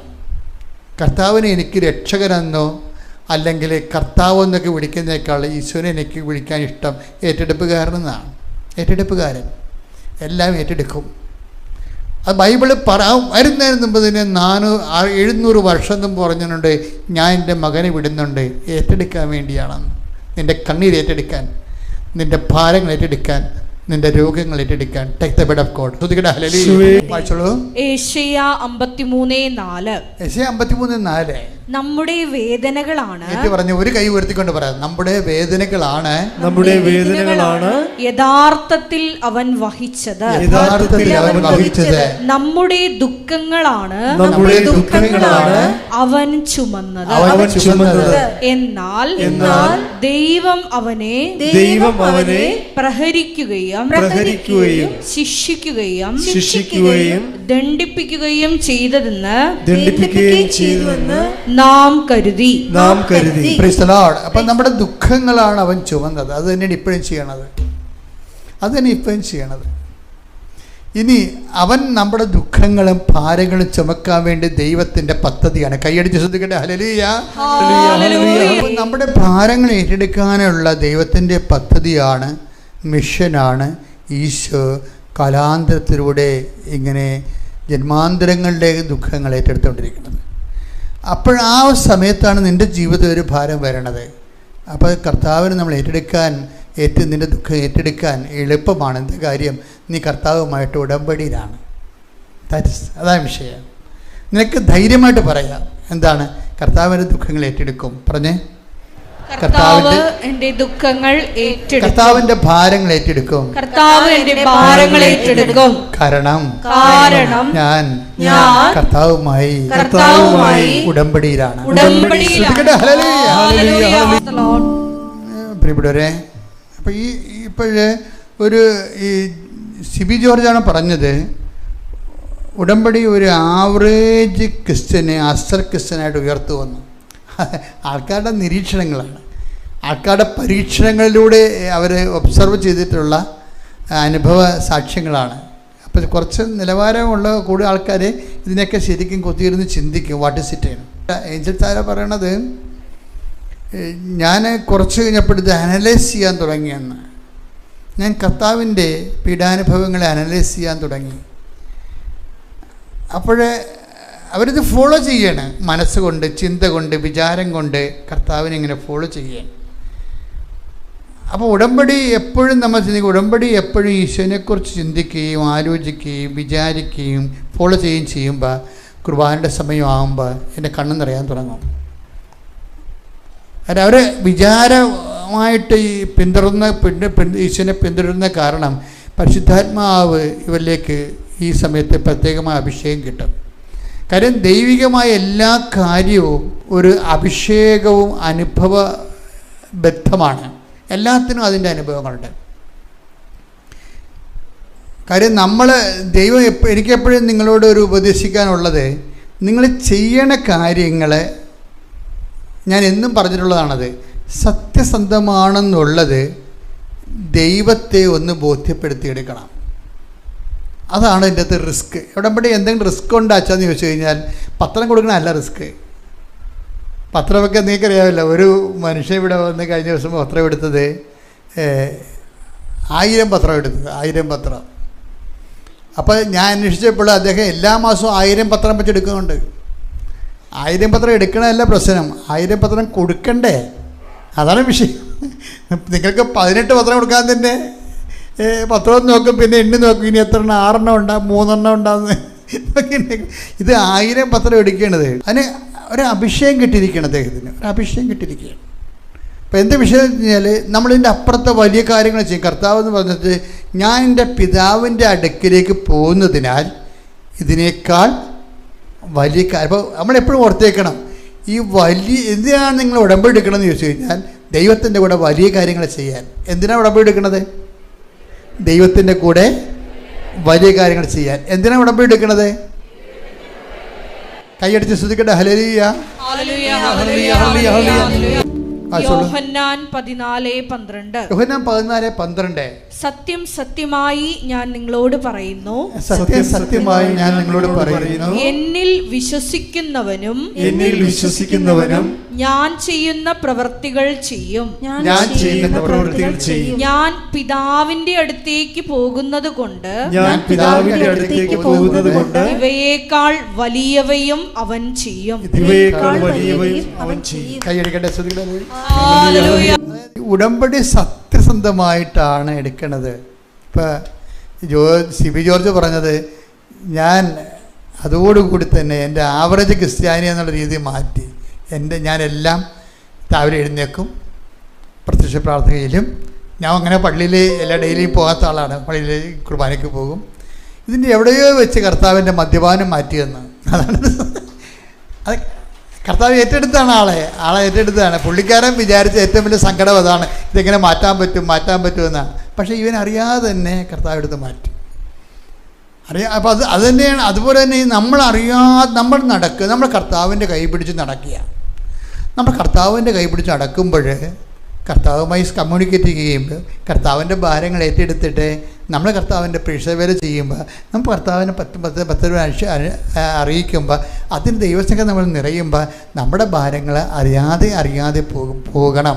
എന്താ കാര്യം വെച്ച് കഴിഞ്ഞാൽ അതൊരു മണ്ടേറ്ററി ആയിട്ടുള്ളൊരു വിഷയമാണ്. ഇപ്പം നമുക്ക് ഉദാഹരണത്തിന് 28:15 എടുത്ത്, ഉൽപ്പത്തി 28:15. ഉൽപ്പത്തി 28:15. ഇതാ ഞാൻ നിന്നോട് കൂടെയുണ്ട്, ഇതാ ഞാൻ നിന്നോട് കൂടെയുണ്ട്. നീ പോകുന്നിടത്തെല്ലാം ഞാൻ നിന്നെ കാത്തുരക്ഷിക്കും. നിന്നെ ഈ നാട്ടിലേക്ക് തിരികെ കൊണ്ടുവരും. നിന്നോട് പറഞ്ഞതൊക്കെ നിറവേറ്റുന്നതുവരെ ഞാൻ നിന്നെ കൈവിടുകയില്ല. ഹൃദയപരമായി ഈശോയുമായിട്ടുള്ളൊരു ഐക്യപ്പെടലുണ്ട് ഇതിൻ്റെ അകത്ത്. ഈ നിങ്ങൾ അച്ഛൻ നിങ്ങൾക്ക് തന്ന ഹോംവർക്കില്ലേ, അതായത് അതിൻ്റെ പ്രാർത്ഥനാപരതയും അതുപോലെ തന്നെ അതിനോട് ബന്ധപ്പെട്ട് വരുന്ന എല്ലാ സുവിശേഷ വേലയും. ഇപ്പോൾ ഇവരുണ്ടല്ലോ, നമ്മുടെ ഏഞ്ചൽ താര ഈ ഗേറ്റ് എക്സാമിന് 250 റാങ്ക് കിട്ടിയതിന് ശേഷം അവർ ബോംബെ IIT അവർക്ക് ക്ഷണം കിട്ടി. എന്തിനാണ്? ഒരു ഇൻ്റർവ്യൂവിന്. അപ്പോൾ ഈ IIT എന്ന് പറയുന്നത് നമ്മുടെ IAS, അതുപോലെ തന്നെയുള്ള ഇന്ത്യൻ അഡ്മിനിസ്ട്രേഷനുമായിട്ട് ബന്ധപ്പെട്ട ഇന്ത്യയിൽ ലഭിക്കാവുന്ന ഏറ്റവും നല്ല ജോലികളാണ്. കയറിപ്പറ്റുക എന്നുള്ളത് വലിയ പാടാണ്. പക്ഷെ കയറിപ്പറ്റണമെങ്കിൽ ഈ ബോംബെ IIT ഇവർ ചെല്ലുമ്പോൾ അവർ പറയണത് അവിടെ എങ്ങനെയാലും ഒരു 2000 പേരെങ്കിലും ഉണ്ട് അവിടെ ഇൻ്റർവ്യൂവിന്. ഇത്രയും ഈ ലക്ഷക്കണക്കിന് പേര് അല്ല ഗേറ്റ്, അതായത് അത്രയും പേര് പാസ്സായിട്ടുണ്ടല്ലോ. ഇതിൻ്റെ ഇടയ്ക്കുന്ന് വന്നൊരു അവർക്ക് അവിടെ PhDക്കുള്ള ഉപരിപഠനത്തിന് വന്നിരിക്കുന്ന ആൾക്കാരെ, അപ്പോൾ അവരോട് പറഞ്ഞത്, ഇവർ ഈ ഏഞ്ചൽ താരോട് പറഞ്ഞിരിക്കുന്നത്, ഒരു ബോർഡും കൊടുക്കും, ഒരു ചോക്കും കൊടുക്കും. എന്നിട്ട് അപ്പോൾ നേരത്തെ ക്വസ്റ്റ്യനൊന്നും ഇല്ലല്ലോ, ഇവനോട് ഈ ഒരു വിഷയം പറഞ്ഞിട്ട് അതിൻ്റെ ഡയഗ്രാം വരക്കാൻ പറയും. ഇവരുടെ സബ്ജക്റ്റ് ഓർഗാനിക് കെമിസ്ട്രിയാണ്. ഒരു വിഷയം പറഞ്ഞിട്ട് അതിൻ്റെ ഡയഗ്രാം വരക്കാൻ പറയും. അപ്പോൾ ഈ വിഷയം ആദ്യം കേൾക്കണം ഇവർ ഓർഗാനിക് MSc ആണ്, കെമിസ്ട്രിയാണ്. ഗേറ്റിലെടുത്തിട്ട് ഇവർക്ക് ഇന്ത്യയിൽ 250 റാങ്കാണ്. പക്ഷേ IITയിലേക്ക് PhDക്ക് അഡ്മിഷൻ വരണമെന്നുണ്ടെങ്കിൽ അതിനേക്കാളും വലിയ പ്രോബ്ലമാണ്. ഇവിടെ നിന്ന് ഇങ്ങനെ വിയർക്കുകയാണ്. പക്ഷേ വിയർക്കുമ്പോഴൊരു പ്രശ്നം എന്ന് വെച്ചാൽ ഇവർ ചെല്ലുമ്പോൾ തന്നെ ആദ്യം ആ IITയുടെ വാതിക്കൽ ഉപ്പിടും, വിശ്വാസപ്രമാണം ചൊല്ലി, പിന്നെ കാശുരൂപ എടുക്കും. എല്ലാവരും ആയുധധാരികളാണ് ഇപ്പോഴും, എല്ലാ വിഷയം തന്നെ. അതുതന്നെ ഇപ്പോൾ ഇവർ പറയണ അങ്ങനെ തന്നെയല്ലേ. ജീവ വൈക്കം പറഞ്ഞതാണ്, ഞാൻ അമ്മയെ സ്കാനിങ്ങിന് കയറ്റി, അമ്മയ്ക്ക് പാങ്ക്രിയാസ് ക്യാൻസറിലേക്ക് പോകണം, ഡോക്ടർ ഒരു സൂചന തന്നായിരുന്നു. ഞാൻ അമ്മയെ സ്കാനിങ്ങിന് കയറ്റുമ്പോൾ ഞാൻ എന്ത് ചെയ്ത്, അമ്മയുടെ വയറിൽ ഉടമ്പടി തൈലം കൊണ്ട് വിശ്വാസപ്രമാണം ചൊല്ലി ഉടമ്പടി തൈലം കുരിശ് വരച്ചു. അമ്മയുടെ വായി 2 ഉപ്പിട്ട് കൊടുത്തു. അതാണ്. അപ്പോൾ അതാണ് ടോക്ക് കേൾക്കാതെ നിങ്ങൾക്ക് മനസ്സിലാകത്തില്ല. നിങ്ങൾ ഓർക്കണം, ഇതൊക്കെ നിങ്ങളെന്തോ അനുഷ്ഠാനം പോലെയാണ്, മരുന്ന് കഴിക്കണ പോലെ അല്ല സംഭവം. ഇത് വിശ്വാസ പ്രയോഗമെന്ന് പറയും. നമ്മൾ ചെയ്യുന്ന കാര്യവും സംഭവിക്കുന്ന നമ്മൾ പ്രൊക്ലൈം ചെയ്യുന്ന വിഷയവും തമ്മിൽ പ്രൊക്ലൈം ചെയ്യുന്നത് എന്താണ്? യേശു കർത്താവാണെന്നും ദൈവം അവനെ മരിച്ചോന്ന് ഉയർപ്പിച്ചെന്ന് ഹൃദയത്തിൽ വിശ്വസിക്കുന്നതാണ് ഇതിൻ്റെ കണ്ടന്റ് എന്ന് പറയുന്നത്. ആ കണ്ടന്റ് വാഗൊണ്ട് നമുക്ക് പ്രഖ്യാപിക്കുകയും ചെയ്യും, വസ്തുക്കൾ കൊണ്ട് നമുക്ക് പ്രയോഗിക്കുകയും ചെയ്യാൻ പറ്റും. അതുകൊണ്ടാണ് അത് ചെയ്യുമ്പോഴൊക്കെ വിശ്വാസപ്രമാണം ചെലവെന്ന് കൃത്യമായിട്ട് പറയേണ്ട കാരണം അതാണ്. വിശ്വാസപ്രമാണം ചെലവെന്ന് കൃത്യമായിട്ട് പറയേണ്ട കാര്യം വെച്ചാൽ ഇതിൻ്റെ പ്രയോഗവിധിയിലുള്ളത് നമ്മുടെ ഈ പ്രഖ്യാപനമാണ്. അതായത് യേശു കർത്താവാണെന്ന് അത്തരം കൊണ്ട് take the word of God. ശ്രുതികട ഹല്ലേലൂയ ഹല്ലേലൂയ ഹല്ലേലൂയ ഹല്ലേലൂയ യേശുവേ നന്ദി ഹല്ലേലൂയ ഹല്ലേലൂയ ഹല്ലേലൂയ യേശുവേ സ്തുതി ഹല്ലേലൂയ. റോമ 10:9 ആകയാൽ യേശു കർത്താവാണ് എന്ന് അധരം കൊണ്ട് ഏറ്റുപറയുകയും ദൈവം അവനെ മരിച്ചവരിൽ നിന്ന് ഉയർപ്പിച്ചു എന്ന് ഹൃദയത്തിൽ വിശ്വസിക്കുകയും ചെയ്താൽ നീ രക്ഷ പ്രാപിക്കും. രക്ഷ എന്ന് പറഞ്ഞാൽ ആരാണ്? ക്രിസ്തുവിനെ പ്രാപിക്കുന്നതാണ്. ക്രിസ്തു നമ്മുടെ ജീവിതത്തിൻ്റെ ഓരോ മണ്ഡലങ്ങളിലും ഓരോ ആളാണ്. അതാണ് വിഷയം. നമ്മുടെ ജീവിതത്തിൻ്റെ സ്വഭാവങ്ങൾ നോക്കിക്കഴിഞ്ഞാൽ നമുക്ക് പലയിടത്തും പലതരത്തിലുള്ള ഇൻസ്ട്രുമെൻറ്റും പലതരം ഇടപെടലാണ് വേണ്ടത്. ചിലയിടത്ത് ശക്തിയായിട്ട് വരും, ചിലയിടത്ത് സാന്നിധ്യമായിട്ട് വരും. ഓരോ വിഷയത്തിൽ അങ്ങനെയാണ്. അപ്പോൾ അതുകൊണ്ടാണ് ക്രിസ്തു എല്ലാവരിലുമാണെന്നൊക്കെ പറഞ്ഞു. എല്ലാവരിലും ആകാനുള്ള സാധ്യതയുണ്ട് ക്രിസ്തുവിനെ. ക്രിസ്തു പുനരുദ്ധാനത്തിലൂടെ വീണ്ടെടുത്ത രൂപം എന്ന് പറയുന്നത് വിശ്വസിക്കുന്ന എല്ലാവരിലും ആയിത്തീരാൻ വേണ്ടിയുള്ള രൂപമാണ് പുനരുദ്ധാനത്തിലൂടെ ഈശോ ഏറ്റെടുത്തത്, ഈശോയ്ക്ക് ആർജിതമായത്. അതുകൊണ്ടാണ് ഈശോ എല്ലാമാണ്, എല്ലാവരിലുമാണെന്ന് പറഞ്ഞത്. ശ്രുതികട ഹല്ലേലൂയ. കൊളോസോസ് 3:11 ഇവിടെ ഗ്രീക്കുകാരനെന്നോ യഹൂദനെന്നോ പരിച്ഛേദിതനെന്നോ അപരിച്ഛേദിതനെന്നോ അപരിഷ്കൃതനെന്നോ സിദിയനെന്നോ അടിമയെന്നോ സ്വതന്ത്രനെന്നോ വ്യത്യാസമില്ല. പിന്നെയോ ക്രിസ്തു എല്ലാമാണ്, എല്ലാവരിലുമാണ്. ക്രിസ്തു എല്ലാമാണ്. ആ ക്രിസ്തുവിൻ്റെ ശക്തിയിൽ വിശ്വസിക്കുന്ന എല്ലാവരിലേക്കും ക്രിസ്തു റീച്ച് ഔട്ട് ചെയ്യും, റീച്ച് ചെയ്യും. അപ്പം അതുകൊണ്ട് അതിന് വ്യത്യസ്തമായ മാർഗങ്ങൾ ഉപയോഗിക്കുന്നുണ്ട്. ചിലർ പ്രഖ്യാപിക്കും, ചിലർ പ്രയോഗിക്കും. അതിൻ്റെ ആ ഒരു പ്രയോഗവിദ്യയാണിത്. അപ്പം ഇതുകൊണ്ട് ഇത്രയും കാര്യങ്ങൾ ചെയ്തതിന് ശേഷം എന്താ പറയണത്? ക്രിസ്തു എനിക്ക് മെറിറ്റില്ല ഇവിടെ. പിന്നെ എന്താണ്? ബട്ട് ബൈ ഗ്രേസ് എന്നാണ്. അതിൻ്റെ അർത്ഥം എന്താണ്? Not by merit but by Christ എന്നതിൻ്റെ അർത്ഥം. അതിൻ്റെ അർത്ഥം എന്ന് പറഞ്ഞാൽ എന്താണ്? Not by merit but by Christ. അതാണ് വെച്ചാൽ നിൻ്റെ യോഗ്യതയല്ല, കർത്താവിൻ്റെ കൃപ കൊണ്ടെന്നാണ്.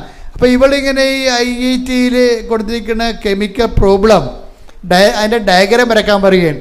ഈ ഡയഗ്രാം കണ്ടിട്ടുമില്ല, കേട്ടിട്ടുമില്ല. അപ്പോൾ അതിനോട് അമ്മേ ഞാനെങ്ങനെ വരക്കും, എനിക്കൊരു ഐഡിയ ഇല്ലെന്ന് പറയും. അപ്പോൾ ഈ ജോലി പോയായിരിക്കും, അല്ലെങ്കിൽ ഈ PhD പോയായിരിക്കും എന്ന് ചോദിച്ചിട്ടുണ്ട്. അപ്പം മനസ്സിൽ പരിശുദ്ധമായി തോന്നിക്കുന്നു, ഈ ചോക്ക് ബോർഡേ വെക്കാൻ പറയും, ബോർഡേ കുത്താൻ പറയും. എൻ്റെ അമ്മേ പിന്നെ ഒരു വരയാണ്. അവളിങ്ങനെ പറയണത് എൻ്റെ കൈ കൊണ്ട് ആരോ വരപ്പിച്ചെന്നാണ് പറയണത്. ഈ ബോർഡ് മുഴുവനും നമ്മൾ ഞെട്ടിപ്പോകുന്ന സാക്ഷ്യങ്ങളാണ്. എൻ്റെ കൈ കൊണ്ട് ആരോ വരപ്പിച്ചു. കാര്യം എനിക്കറിയാൻ മേലാത്ത കാര്യമാണല്ലോ. Not by merit but by Christ. അതാണ് വിഷയം. അതായത് അതുകൊണ്ടാണ് അത് എങ്ങനെയാണ് ഇവളെ ആർജിച്ചത്? കർത്താവിന് അവളെ വിശ്വസിക്കാൻ പറ്റുന്ന രീതിയിലേക്ക് അവൾ ഉടമ്പടി വഴി ഉയർന്നായിരുന്നു. എങ്ങനെ ഉയർന്നെന്ന് ചോദിച്ചു കഴിഞ്ഞാൽ അവൾ പറയും, ഞാൻ ഇങ്ങനെ ഉപവിപ്രവർത്തനമായിട്ട് ചെയ്തത് എന്താണെന്നറിയാമോ? പാലിയേറ്റീവ് കെയറിൽ പോകും, എന്നിട്ട് അവിടുത്തെ രോഗികളെ ഞാൻ കുളിപ്പിക്കും കർത്താവിന് വേണ്ടി. പാലിയേറ്റീവ് കെയർ അറിയാമല്ലോ, ക്യാൻസർ പിടിച്ചു ഏതാണ്ട് മരിച്ചില്ലെന്ന രീതിയിൽ ഇങ്ങനെ ഞാൻ കുറേ പാലിയേറ്റീവ് കെയർക്ക് പോയിട്ടുണ്ട്, എനിക്കറിയാം എൻ്റെ അവസ്ഥ. അവരെ എടുത്ത് കുളിപ്പിക്കുകയെന്ന് വെച്ച് കഴിഞ്ഞാൽ ഉണ്ടല്ല, സഹിക്കാൻ പറ്റത്തില്ല. സ്വന്തം അമ്മയെപ്പോലും നമ്മൾ കുളിപ്പിക്കത്തില്ല. അത്തരം അവസ്ഥയായിരിക്കും അത്. കുളിപ്പിക്കാതിരിക്കാൻ നിവർത്തിയില്ലല്ലോ. പക്ഷേ ഇത് ആർക്ക് വേണ്ടിയാണ് ചെയ്യണത്? ക്രിസ്തുവിന് വേണ്ടിയാണ് ചെയ്യണത്. അതാണ് വിഷയം. അവിടെ ക്രിസ്തുവിന് വേണ്ടി ചെയ്യുമ്പോൾ ക്രിസ്തുവിന് മനസ്സിലാകും ഉടമ്പടി സത്യമാണെന്ന്. എൻ്റെ മക്കൾ, ഇതിൻ്റെ റിസ്ക് എന്ന് പറഞ്ഞാൽ എന്താണെന്ന് അറിയാമോ? ഇതിൻ്റെ റിസ്ക്, ഉടമ്പടിയിൽ ഒരു റിസ്ക്കേ ഉള്ളൂ. പത്രം കൊടുക്കുന്നതും അല്ല റിസ്ക്, പാലിയേറ്റീവ് കെയർ പോണതും അല്ല റിസ്ക് ഈ ഉടമ്പടിയിലാണ് നിങ്ങളെന്ന് കർത്താവിനെ ധരിപ്പിക്കുന്നതാണ് റിസ്ക്. എങ്കിൽ താര എത്രയും വേഗം ആ ഒരു ധൈര്യത്തോടു കൂടി അവർ നാട്ടിൽ വന്നപ്പോൾ തന്നെ ബോംബെയിൽ നിന്ന് വിളി വന്നു, നിങ്ങളെ ഇവിടുത്തെ PhDക്ക് സെലക്ട് ചെയ്തിരിക്കണമെന്ന് പറഞ്ഞ് പറ്റിയ കാര്യം. അവർ പറഞ്ഞ ഈ ഒരു ടീച്ചർമാർ ഇന്ന് വരെ ചെയ്യാത്ത രീതിയിലാണ് ഈ ബോർഡിൽ ഈ ഡയഗ്രാം ചെയ്യണം. ഈ CB ജോർജിൻ്റെ സാക്ഷ്യം, CB ജോർജ് ഉടമ്പടി ദൈവം വിശ്വസിച്ച് കഴിഞ്ഞാൽ ആ സെക്കൻഡിന് ഉടമ്പടി ആക്ടിവേറ്റ് ആകാൻ തുടങ്ങും.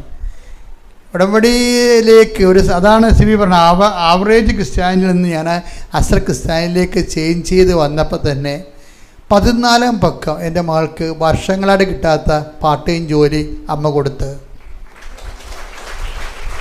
അവൾ പരീക്ഷയ്ക്ക് ഒരെണ്ണം തോറ്റുപോയി സ്റ്റേ ബാക്കായിട്ട് പോലും അവർ ഡിപ്പാർട്ട്മെൻറ്റിൽ ചെന്ന് ചോദിച്ചപ്പോഴേ അവർക്കൊരു റിട്ടേൺ പ്ലാൻ കൊടുത്തിട്ട് റെക്ടിഫൈ ചെയ്തിട്ട് അവളോട് നിലനിർത്തി കൊടുക്കുകയും ചെയ്ത് കാനഡയിൽ അവർക്ക് ജോലി കൊടുക്കുകയും ചെയ്തു. പെട്ടെന്നാണ് ഇതെല്ലാം നടക്കുന്നത്.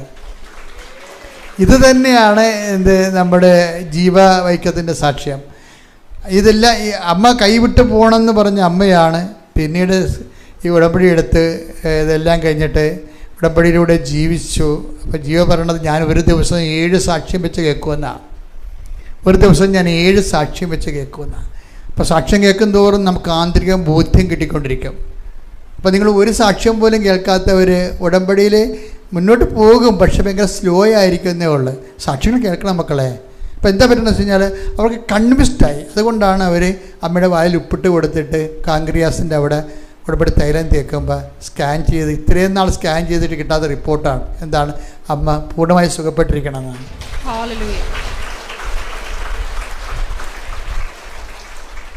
ഉടമ്പടിയിൽ എപ്പോഴും നമ്മൾ ശ്രദ്ധിക്കേണ്ട ഇതാണ്, നമ്മൾ ചെയ്യുന്ന ഉടമ്പടി ദൈവം ഏറ്റെടുക്കണമെങ്കിൽ നിങ്ങൾ ഉടമ്പടിയിലാണെന്നുള്ളത്, ആ സത്യസന്ധമായി ആണെന്നുള്ളത് ദൈവത്തിന് ബോധ്യപ്പെടണം.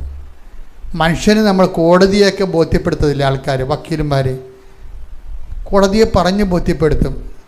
പക്ഷേ ആ കേസ് വരുമ്പോൾ ജനങ്ങൾ പറയും കോടതിക്ക് എന്തോ മിസ്റ്റേക്ക് സംഭവിച്ചിട്ടുണ്ട്. അപ്പോൾ കോടതി പറയും ഇവിടെ തെളിവില്ലല്ലോ, തെളിവ് നിങ്ങൾ സംഭവിച്ച ആളെ കൊന്നെന്ന് പറഞ്ഞ സത്യമാണ്, പക്ഷേ തെളിവ് ഹാജരാക്കാൻ വാദിഭാഗത്തിന് പറ്റിയിട്ടില്ലെന്നൊക്കെ പറയും കോടതി. ഇങ്ങനെയുള്ള ഉടായ്പകളൊന്നും ദൈവത്തിനടുത്ത് പറയാൻ പറ്റത്തില്ല. അതാണ് ഒരു ഏറ്റവും വലിയ അപകടം ഇതാണ്. നിങ്ങളുടെ ഒരു ഉടായ്പ പരിപാടികളും ദൈവത്തിനടുത്ത് പറയാൻ പറ്റത്തില്ല. കൂടുതൽ നിങ്ങൾ ദൈവത്തിൻ്റെ സ്ഥിതി മോശമാകുകയുള്ളൂ.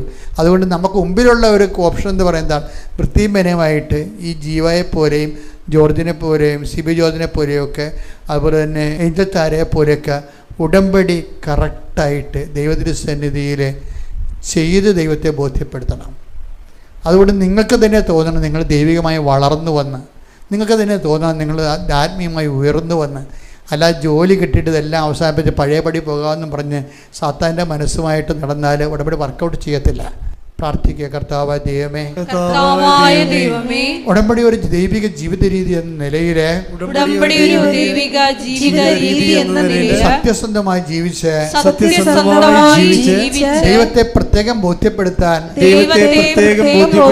ശ്രമിക്കാതെ സാധാരണ ജീവിത രീതി കൊണ്ട് തന്നെ എന്റെ സത്യസന്ധത ദൈവം ബോധ്യപ്പെടുന്ന രീതിയിൽ എന്റെ ജീവിതത്തെ പുനഃക്രമീകരിക്കണം. കൈകൾ വെച്ചുകൊണ്ട്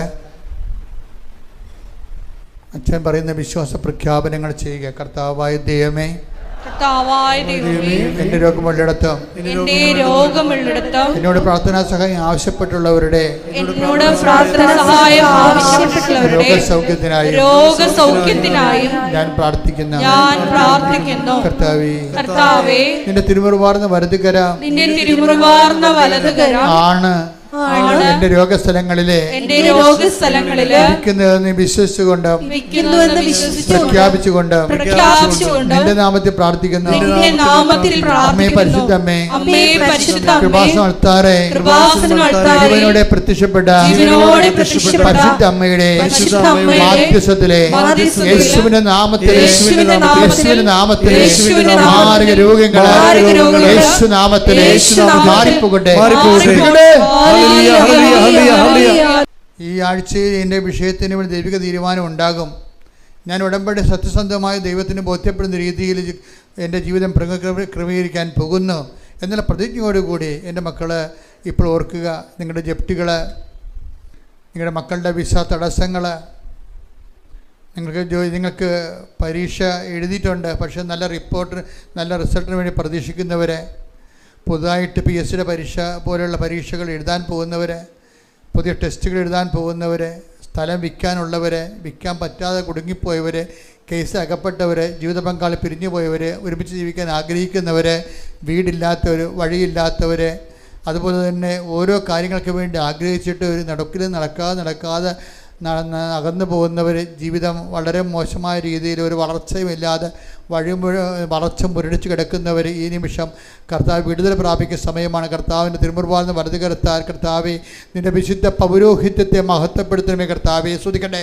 കർത്താവെ നിൻ്റെ വിശുദ്ധ പൗരോഹിത്യത്തെ മഹത്വപ്പെടുത്ത കർത്താവെ സഭയിലുള്ള സാന്നിധ്യം പ്രകടമാക്കണമേ. കർത്താവെ എല്ലാവിധ ജീവിത ദുരിതങ്ങൾ, തടസ്സങ്ങൾ യേശു ക്രിസ്തുവിന്റെ നാമത്തിൽ മാറിപ്പോകട്ടെ എന്ന് കൽപ്പിക്കുന്നു. ഹല്ലേലൂയ. എൻ്റെ മക്കളില്ലാത്തവരെ, കുഞ്ഞുങ്ങളില്ലാത്തവരെ, കല്യാണം ഒത്തുവരാത്തവരെ, ഇതുപോലെ സ്ഥലം പോക്കുവരോ ചെയ്ത് കിട്ടാത്തവരെ, സ്ഥലം നിലങ്ങളിൽ നിന്ന് കരപ്പുരയുമായി മാറ്റാൻ ആഗ്രഹിച്ചിട്ട് നടക്കാത്തവരെ, വീടിന് ഹോട്ടലിനും അതുപോലെ സ്ഥാപനങ്ങൾക്ക് നമ്പർ കിട്ടാത്തവരെ, പല പല FNG പരീക്ഷ എഴുതിയിട്ടും കരകയറാതിരിക്കുന്നവർ, അവരെല്ലാം കർത്താവ് ഏറ്റെടുക്കുന്ന ഒരു സമയമാണിത്. നിങ്ങൾ ധൈര്യമായിരിക്കണമെന്ന് നിങ്ങളോട് പറയാൻ പരിശുദ്ധ അമ്മ എന്നോട് ആവശ്യപ്പെടുന്നു. നിങ്ങൾ സങ്കടപ്പെടരുത്. കാര്യം നിങ്ങൾ ഉടമ്പടിയിലാണ്. ഉടമ്പടി ദൈവത്തിൻ്റെ വാഗ്ദാനങ്ങൾ ദൈവം പാലിക്കുക തന്നെ ചെയ്യും. നമ്മൾ ദൈവത്തോട് പാലിച്ച വാഗ്ദാനങ്ങൾ പാലിക്കുന്നതിന് വേണ്ടി പരിശുദ്ധാത്മ കൃപയ്ക്ക് വേണ്ടി സ്തുതിച്ചുകൊണ്ടിരിക്കട്ടെ. സ്തുതിക്കട്ടെ, സ്തുതിക്കട്ടെ. ഹല്ലേലൂയ.